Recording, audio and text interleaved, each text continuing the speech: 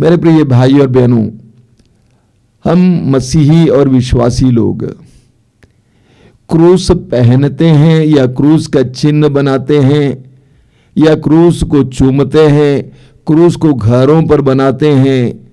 हमारा क्रूस के प्रति बहुत प्रेम है, क्योंकि क्रूस हमारे प्रति ईश्वर के प्रेम का चिन्ह है। इतना ही नहीं, क्रूस हमारी मुक्ति का चिन्ह है। हमारी मुक्ति क्रूस के द्वारा हुई है, जहां पर प्रभु यीशु हमारे लिए अपने आप को अर्पित किए थे। इसीलिए हम क्रूस के प्रति इतना प्रेम रखते हैं, उसको चूमते हैं, उस पर विश्वास करते हैं। हम बार बार गाते भी हैं कि क्रूस पर अपना लहू बहाकर हमें बचा लिया। लेकिन ये क्रूस पर यीशु का मरना एक दुर्घटना नहीं थी, एक एक्सीडेंट नहीं था। कोरिन्थियों के पहले पत्र की अध्याय 15 वाक्य 3 में संत पौलुस कहते हैं, मसीह हमारे पापों के प्रायश्चित के लिए मरे, जैसा कि धर्म ग्रंथ में लिखा गया है। मसीह हमारे पापों के प्रायश्चित के लिए मरे, जैसा कि धर्म ग्रंथ में लिखा गया है। यानी ये घटना कोई दुर्घटना नहीं है कि अचानक कुछ लोगों ने यीशु को पकड़कर क्रूस पर डाला और मार डाला। बिल्कुल नहीं। मसीह हमारे पापों के प्रायश्चित के लिए मरे, जैसा कि धर्म ग्रंथ में लिखा गया है।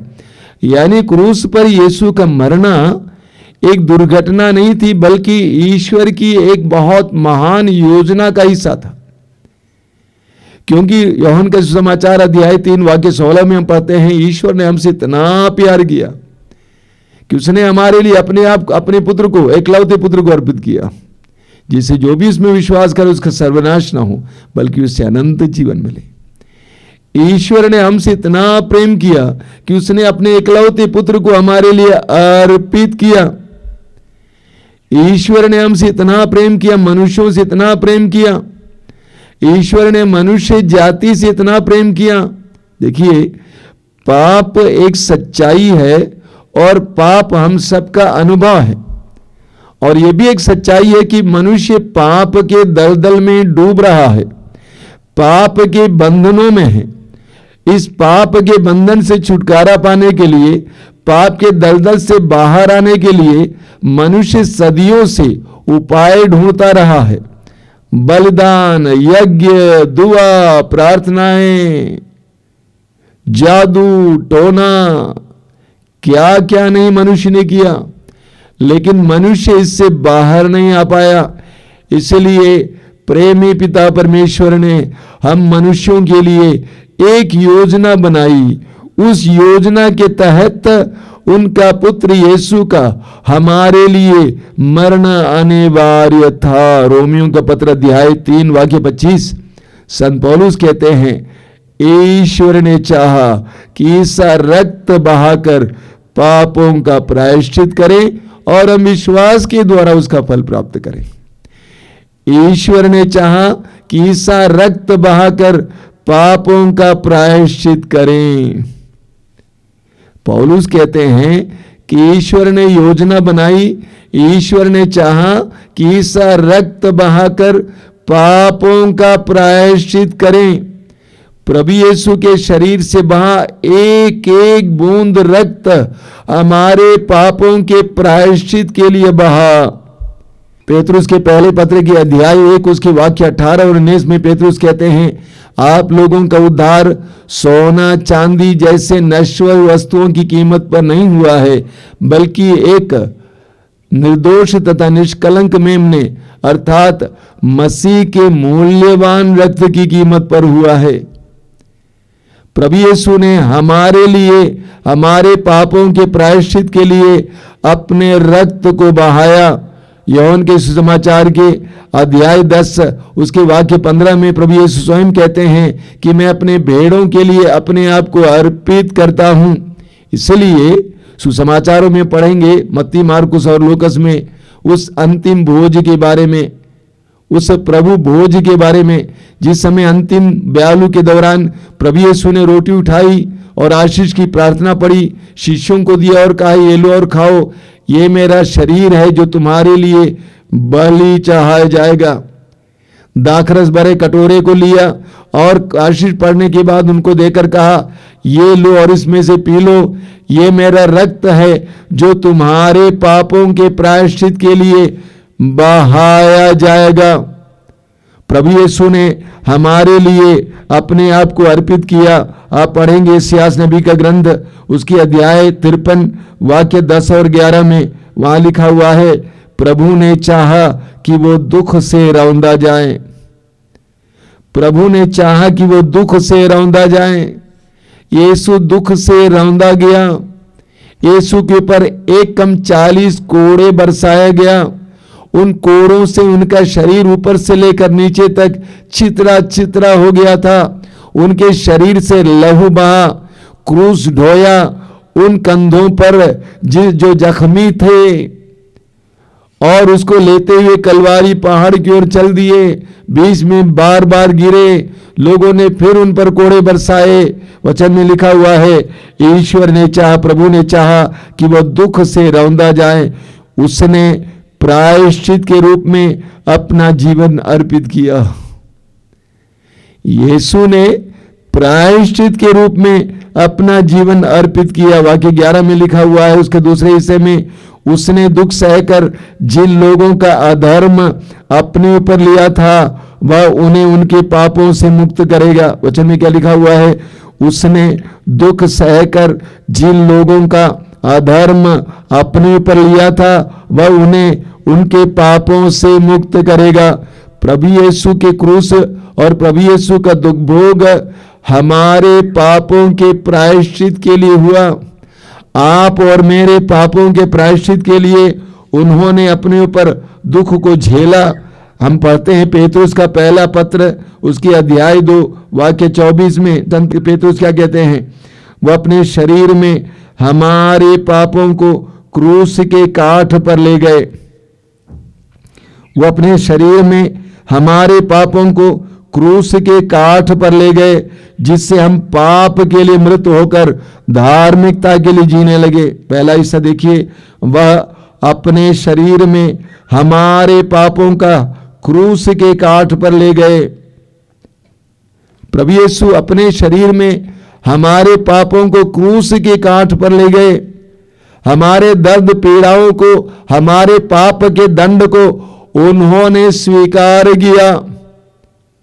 इस्यास अध्याय 53 में आपने सुना है, वहां पे लिखा हुआ है, जो दंड वो भोगता था उसके द्वारा हमें शांति मिली है, उसके घावों द्वारा हम भले चंगे हो गए हैं। यानी 2000 वर्ष पहले प्रभु यीशु ने उस क्रूस पर जो श्राप का चिन्ह था, हमारे लिए जो रक्त बहाया, जो शरीर को तोड़ा, उसके द्वारा आप और हमारे पापों का प्रायश्चित हो गया है।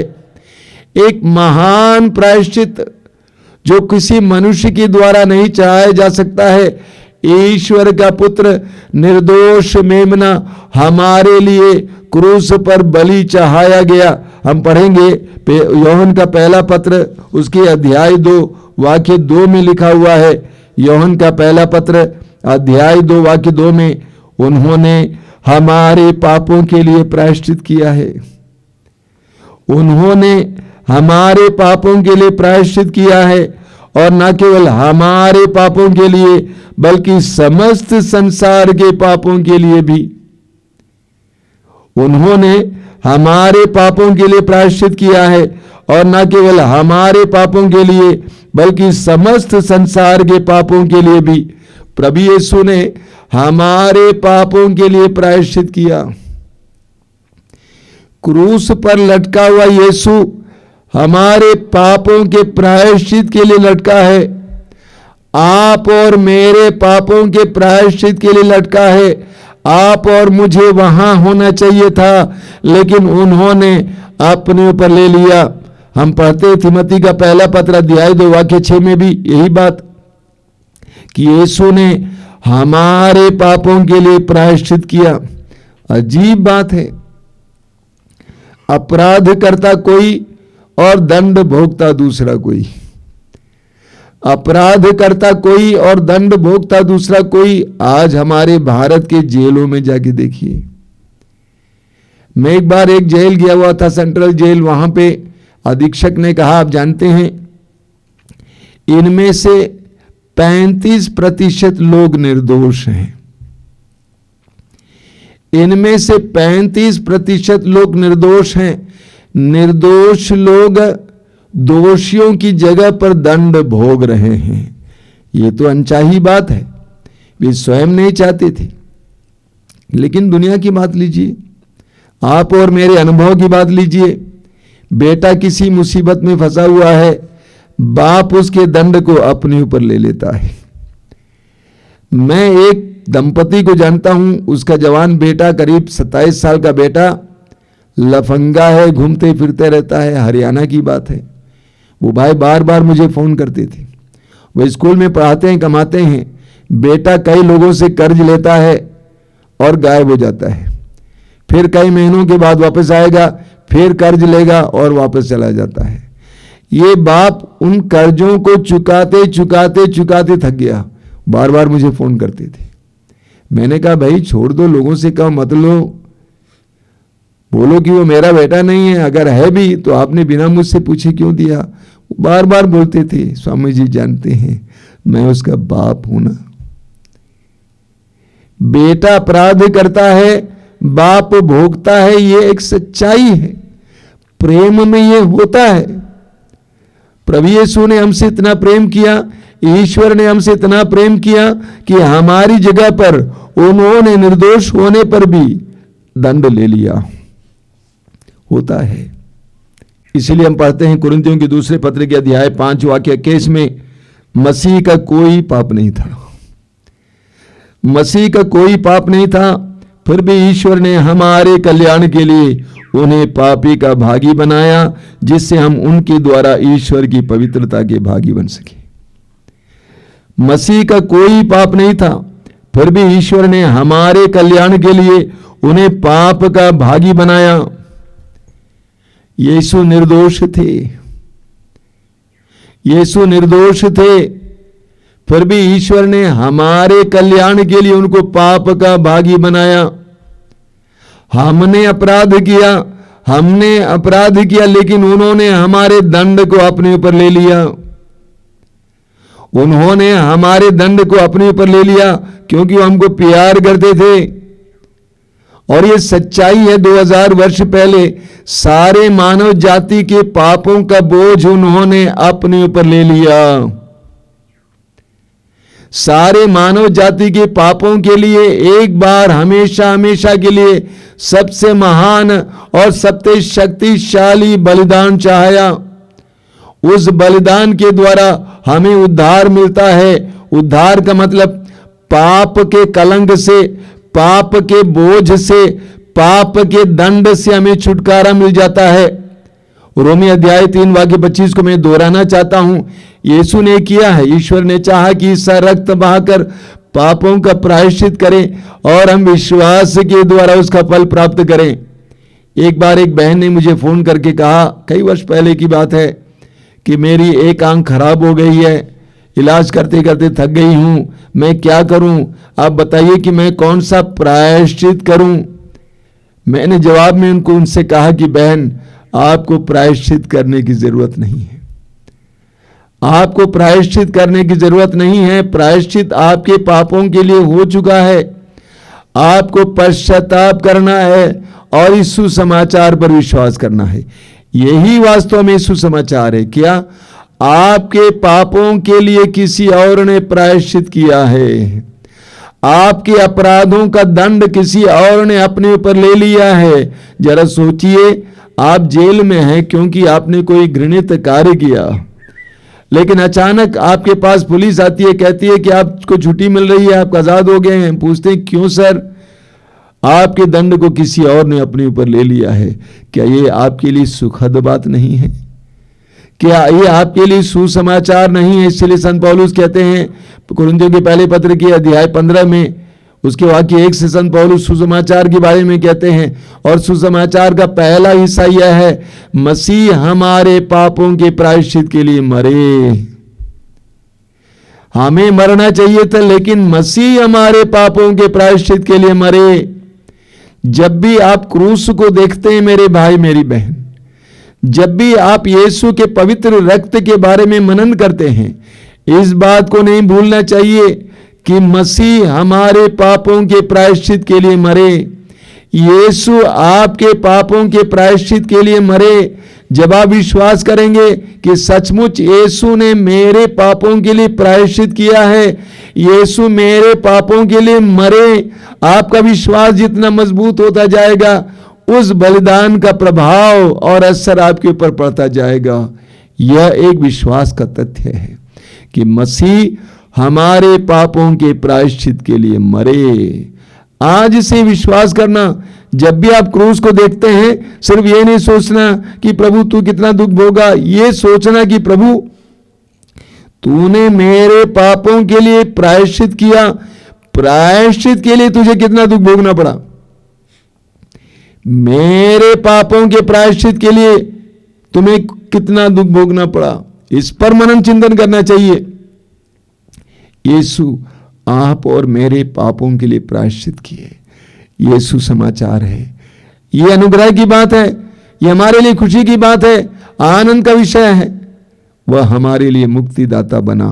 पेतरुस का पहला पत्र अध्याय 1 वाक्य 18 और 19 में फिर एक बार याद दिलाता हूं। पेतरुस कहते हैं, आप लोगों का उद्धार सोने चांदी जैसे नश्वर वस्तुओं की कीमत पर नहीं हुआ है, बल्कि एक निर्दोष तथा निष्कलंक मेमने अर्थात मसीह के मूल्यवान रक्त की कीमत पर हुआ है। मैं दोहराता हूं, आप लोगों का उद्धार सोने चांदी जैसे नश्वर वस्तुओं की कीमत पर नहीं हुआ है, बल्कि एक निर्दोष तथा निष्कलंक मेमने अर्थात मसीह के मूल्यवान रक्त की कीमत पर हुआ है। आंखें बंद कीजिए और अपने दोनों हाथों को अपने सीने पर लगाइए और इस समय इस वचन को दोहराते जाइए, मेरे पीछे दोहराते जाना। आप लोगों का उद्धार सोने चांदी जैसे नश्वर वस्तुओं की कीमत पर नहीं हुआ है, बल्कि एक निर्दोष तथा निष्कलंक मेमने अर्थात मसीह के मूल्यवान रक्त की कीमत पर हुआ है। हमारा उद्धार सोने चांदी जैसे नश्वर वस्तुओं की कीमत पर नहीं हुआ है, वस्तुओं की कीमत पर नहीं हुआ है, बल्कि एक निर्दोष तथा निष्कलंक मेमने अर्थात मसीह के मूल्यवान रक्त की कीमत पर हुआ है। मेरा उद्धार सोना चांदी जैसे नश्वर वस्तुओं की कीमत पर नहीं हुआ है, बल्कि एक निर्दोष तथा निष्कलंक मेमने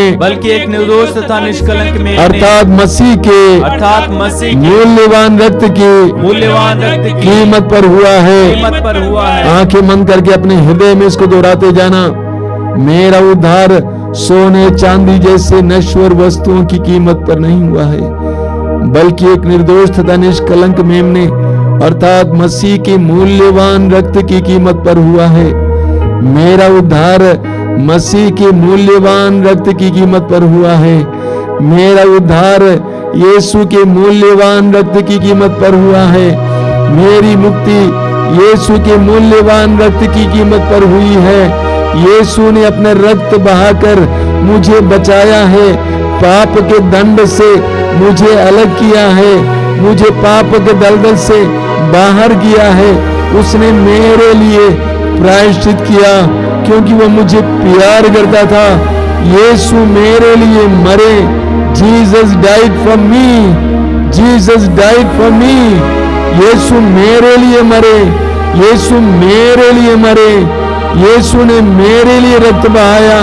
अपने दिल में मौन होकर दोहराते जाइए, दोहराते जाइए। प्रभु की कृपा आपकी ओर बहने दीजिए इस समय। धन्यवाद यीशु।